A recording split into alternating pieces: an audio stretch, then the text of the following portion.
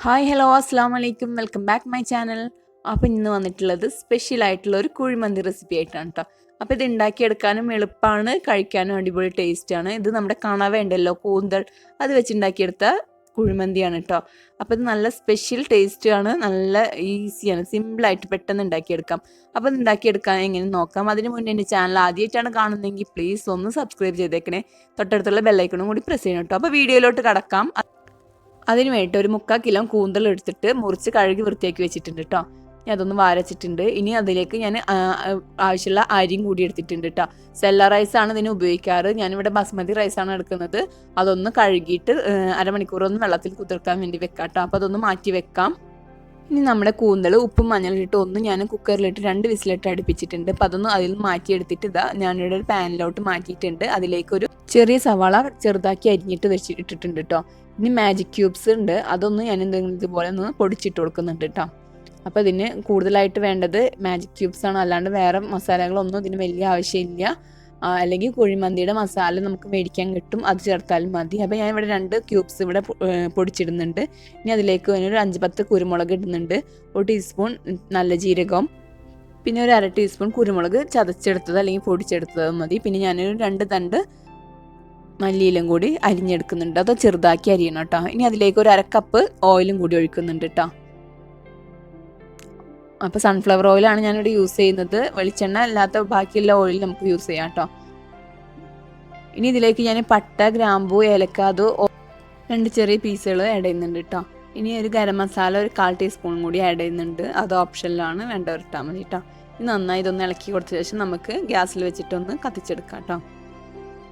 അപ്പോൾ ഇത് ഇത്രമാത്രം ഓയിലിൻ്റെ ആവശ്യം എന്ന് വെച്ചാൽ അത് ചോറിൽ കൂടിയുള്ള ഓയിലാണ് കേട്ടോ. ഇതിപ്പോൾ അത് ഫ്രൈ ചെയ്തെടുക്കാനും ചോറിൽ കൂടിയുള്ള ഓയിലാണ്. ബാക്കിയുള്ള നെയ്യോ ഓയിലോ ഒന്നും നമ്മൾ ചേർക്കുന്നില്ല.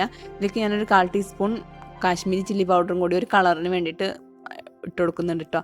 അപ്പോൾ കളർ ഉണ്ടെങ്കിൽ നമുക്ക് അത് യൂസ് ചെയ്യാം. ഞാനിവിടെ കളറൊന്നും യൂസ് ചെയ്യുന്നില്ല. ഇനി അരി നമുക്ക് ഒന്ന് വേവിച്ചെടുക്കണം കേട്ടോ. അതിന് വേണ്ടിയിട്ട് വെള്ളം തിളപ്പിച്ചിട്ടുണ്ട്. വെള്ളം തിളച്ച് വരുമ്പോൾ അരി ഇട്ട് കൊടുക്കാം കേട്ടോ. അപ്പോൾ ഞാനിത് ഊറ്റിയെടുത്തിട്ടാണ് ഉണ്ടാക്കുന്നത്, അല്ലാതെ നെയ്ച്ചോറ് പോലെ ആക്കിയിട്ടല്ല.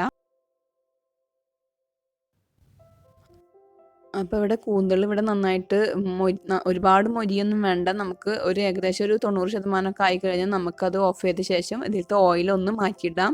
പിന്നെ കൂന്തൽ മാത്രം അതിലേക്ക് ചേർത്താൽ മതി. ഓയിൽ നമുക്ക് സെപ്പറേറ്റ് പാത്രത്തിലാക്കിയിട്ട് ലാസ്റ്റ് ഒഴിച്ചു കൊടുക്കാൻ വേണ്ടിയിട്ടാണ് കേട്ടോ. അപ്പോൾ നന്നായി അതൊന്ന് ഒരുപാട് മൊരിച്ചെടുക്കണ്ട കേട്ടോ. അപ്പോൾ ബാക്കി ഇനി അത് ദമ്മിൽ കിടന്നിട്ട് ആയിക്കോളും. ഇനി നമ്മുടെ അരിയിലേക്ക് കുറച്ച് ഉപ്പ് കൂടി ഇട്ട് കൊടുക്കുന്നുണ്ട്. അതിലേക്ക് ആവശ്യത്തിനുള്ള ഉപ്പ്, പിന്നെ നമ്മുടെ മസാലയിൽ ഉപ്പുണ്ടല്ലോ. ഇനി കുറച്ച് ഓയിൽ ഞാൻ ഒഴിച്ചു കൊടുക്കുന്നുണ്ട്. അതൊന്ന് ചോറൊക്കെ ഒന്ന് വിട്ട് നിൽക്കാൻ വേണ്ടിയിട്ടാണ് കേട്ടോ, പൊട്ടി പിടിക്കാതിരിക്കാൻ വേണ്ടിയിട്ട്. ഇനി ഒരു ഉണങ്ങിയ ചെറുനാരങ്ങ ഉണ്ടല്ലോ, അതും കൂടി ചേർക്കുന്നുണ്ട്. അത് ഇതിൻ്റെ ഒരു സ്പെഷ്യാലിറ്റിയാണ്, നമ്മുടെ കുഴിമന്തിയുടെ സ്പെഷ്യാലിറ്റിയാണ് ചെറിയ നാരങ്ങ ഉണങ്ങിയത്. ഇനി നമ്മുടെ ചോറ് ഇവിടെ വെന്തിട്ടുണ്ട്. അപ്പോൾ ഒരു 80% വെന്താൽ മതി. അപ്പോൾ അതൊന്ന് നമുക്കൊന്ന് ഊറ്റിയെടുത്തിട്ട് നമുക്കതൊന്ന് ബാക്കി ദമ്മിലിടാം കേട്ടോ. അപ്പോൾ ഞാനിത് നന്നായി ഇതിൽ നിന്ന് പരത്തി വെക്കുന്നുണ്ട് കേട്ടോ. അപ്പോൾ അത് മസാലയുടെ മേലെ നമുക്ക് നന്നായി പരത്തി വെച്ച് നന്നായി കയ്യിലോണ്ട് വെച്ചിട്ടൊന്ന് ആക്കി കൊടുത്ത ശേഷം നമ്മൾ നേരത്തെ മാറ്റി വെച്ച ഓയിൽ ഉണ്ടല്ലോ, അതൊന്നും അതിൻ്റെ മേലെ ഒഴിച്ചു കൊടുക്കാം. ഇനി ഒരു കളറിന് വേണ്ടിയിട്ട് കുറച്ച് 1/4 ടീസ്പൂൺ മഞ്ഞൾപ്പൊടി ഒന്ന് കലക്കിയിട്ട് കുറച്ച് വെള്ളത്തിൽ കലക്കിയിട്ടൊന്ന് അതൊന്ന് ഒഴിച്ചു കൊടുക്കാം കേട്ടോ. അപ്പോൾ ഒരു കളറിന് വേണ്ടി, കളർ ഇഷ്ടമുള്ളവർക്ക് മാത്രം. ഇനി ഈ പച്ചമുളകൊന്ന് അതിലേക്കൊന്ന് കുത്തി കൊടുക്കുന്നുണ്ട് കേട്ടോ. അതിൻ്റെ ഫ്ലേവറൊക്കെ അതിൽ ചോറിൽ ഇറങ്ങാൻ വേണ്ടിയിട്ടാണ് ഈ പച്ചമുളക് ഇങ്ങനെ കുത്തി കൊടുക്കുന്നത്. പിന്നെ ഇനി വേണ്ടത് സ്മോക്കി ഇഫക്റ്റ് കിട്ടാൻ വേണ്ടി ചാർക്കോളൊന്ന് കത്തിച്ചെടുക്കുക വേണം. അപ്പോൾ ചാർക്കോൾ ഇല്ലെങ്കിൽ തീക്കനലായാലും മതി. അതൊന്ന് കനലെടുത്ത ശേഷം നമുക്ക് അതിലേക്ക് കുറച്ച് ഓയിൽ ഒഴിച്ചു കൊടുത്താൽ നന്നായി ഇങ്ങനെ പുകയും. അപ്പോൾ അതൊരു നല്ല സ്മോക്കി ഇഫക്റ്റ് കിട്ടും. നമുക്ക് റെസ്റ്റോറൻറ്റിലൊക്കെ കിട്ടുന്ന കുഴിമന്തിക്ക് അങ്ങനത്തെ ഒരു സ്മെല്ലായിരിക്കും, നല്ലൊരു സ്മെല്ല് തന്നെ ആയിരിക്കും, നല്ല ടേസ്റ്റും ഉണ്ടായിരിക്കും. അപ്പോൾ ഇനി അതൊന്ന് മൂടി വെക്കാം കേട്ടോ. അപ്പോൾ നമ്മുടെ കുഴിമന്തി ഇനി ഒരു 10-20 മിനിറ്റ് അത് ദമ്മിൽ കിടന്നൊന്നും ആയിക്കഴിഞ്ഞാൽ നല്ല പൊള്ളി നല്ല സ്മെല്ലും ഉണ്ടാവും, നല്ല ടേസ്റ്റുമാണ് കേട്ടോ. നമ്മുടെ കുഴിമന്തി ഇവിടെ ഏകദേശം റെഡി ആയിട്ടുണ്ട് കേട്ടോ. 10-20 മിനിറ്റ് ആയി. ഇനി അതൊന്ന് തുറന്ന് നോക്കാം. അപ്പോൾ ഇത് എങ്ങനെയുണ്ടെന്ന്. അപ്പോൾ തീ ചെറുതാക്കിയിട്ട് വെക്കണം കേട്ടോ. തീ നല്ല ചെറുതാക്കിയിട്ട് വേണം ഇത് വെക്കാൻ, തീ കൂട്ടി വെക്കരുത് കേട്ടോ. അപ്പോൾ ഞാനിവിടെ തുറന്ന് നോക്കിയത് നമ്മുടെ നല്ല സ്മോക്കി ആയിട്ടുണ്ട്. അപ്പോൾ നമുക്ക് അതിൽ നിന്ന് ഈ ചാർക്കോളൊന്ന് എടുത്ത് മാറ്റാം. അപ്പോൾ നല്ലൊരു സ്മെല്ല് തന്നെയാണ് കേട്ടോ. ഇതിൻ്റെ സ്മെല്ല് അടിക്കുമ്പോൾ തന്നെ നമുക്കത് കഴിക്കാൻ നല്ല തോന്നുന്നുണ്ട് കേട്ടോ. നല്ല സ്പെഷ്യൽ സ്മെല്ല് തന്നെയാണ്. നമ്മൾ റെസ്റ്റോറൻറ്റിൽ നിന്നൊക്കെ വാങ്ങിക്കണ അതേ ടേസ്റ്റ് തന്നെയാണ് തോന്നുന്നത് കേട്ടോ. നമുക്ക് ഈസിയാണ് ഇത് ഉണ്ടാക്കിയെടുക്കാൻ. വളരെ സിമ്പിളായിട്ട് പെട്ടെന്ന് ഉണ്ടാക്കിയെടുക്കാം. പിന്നെ നമ്മൾ ബിരിയാണി ഉണ്ടാക്കണ ബുദ്ധിമുട്ട് കൂടി ഇല്ല. കാരണം ഒന്നും കൂടുതലായിട്ട് ഇതിൽ ആവശ്യമില്ല. സവാള ഒന്നും ഇതിൽ ആവശ്യമില്ല ശരിക്കും. പക്ഷേ അതൊരു ടേസ്റ്റിന് വേണ്ടിയിട്ടാണ് ഞാൻ മസാലയിൽ സവാള ഇട്ടത്. നമുക്ക് റൈസിലേക്ക് അതിലൊന്നും ആവശ്യമില്ല. അതൊന്നും ഇല്ലെങ്കിലും നല്ല അടിപൊളി ടേസ്റ്റ് തന്നെയാണ്. ബിരിയാണിനേക്കാളും ടേസ്റ്റാണ് ഈ കുഴിമന്തിക്ക് കേട്ടോ. അപ്പോൾ എളുപ്പത്തിൽ ഉണ്ടാക്കിയെടുക്കാം. വെളുത്തുള്ളിയോ ഇഞ്ചിയോ ഒന്നും ആവശ്യമില്ല. സിമ്പിളായിട്ട് നമുക്ക് വീട്ടിൽ പെട്ടെന്ന് ഉണ്ടാക്കിയെടുക്കാം. പെട്ടെന്ന് പണി കഴിയുന്നൊരു ഐറ്റമാണ് കേട്ടോ.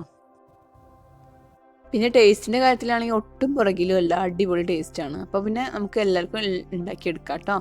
അപ്പോൾ എൻ്റെ വീഡിയോ ഇഷ്ടമായ എല്ലാവരും ഒന്ന് ലൈക്ക് ചെയ്യണേ പ്ലീസ്. പിന്നെ ചാനൽ ആദ്യമായിട്ടാണ് കാണുന്നതെങ്കിൽ പ്ലീസ് ഒന്ന് സബ്സ്ക്രൈബ് ചെയ്യണേ. തൊട്ടടുത്തുള്ള ബെല്ലൈക്കണും കൂടി പ്രസ് ചെയ്യാൻ മറക്കരുത് കേട്ടോ. അപ്പം നിങ്ങളുടെ ഫ്രണ്ട്സ് ആൻഡ് ഫാമിലിക്കൊക്കെ ഇതൊന്ന് ഷെയർ ചെയ്ത് കൊടുക്കുക. ഇത്ര ഈസി ആയിട്ട് ഉണ്ടാക്കിയെടുക്കാൻ പറ്റിയ ഒരു കുഴിമന്തിയാണ്. നമ്മൾക്ക് ഫിഷ് വെച്ചിട്ടും ചെയ്യാമല്ലോ. അപ്പോൾ ഈ കണവ ഒക്കെ വെച്ചിട്ടാണ് നല്ല ടേസ്റ്റ്. നമുക്ക് എപ്പോഴും കിട്ടുന്ന ഐറ്റമല്ല. അപ്പോൾ ഇങ്ങനെയൊക്കെ ട്രൈ ചെയ്ത് നോക്കി കഴിഞ്ഞാൽ എല്ലാവർക്കും ഇഷ്ടമാവും. അപ്പോൾ എല്ലാവരും ഇതുപോലൊരു വെറൈറ്റി ആയിട്ടുള്ള ഒരു കുഴിമന്തി ട്രൈ ചെയ്ത് നോക്കണം.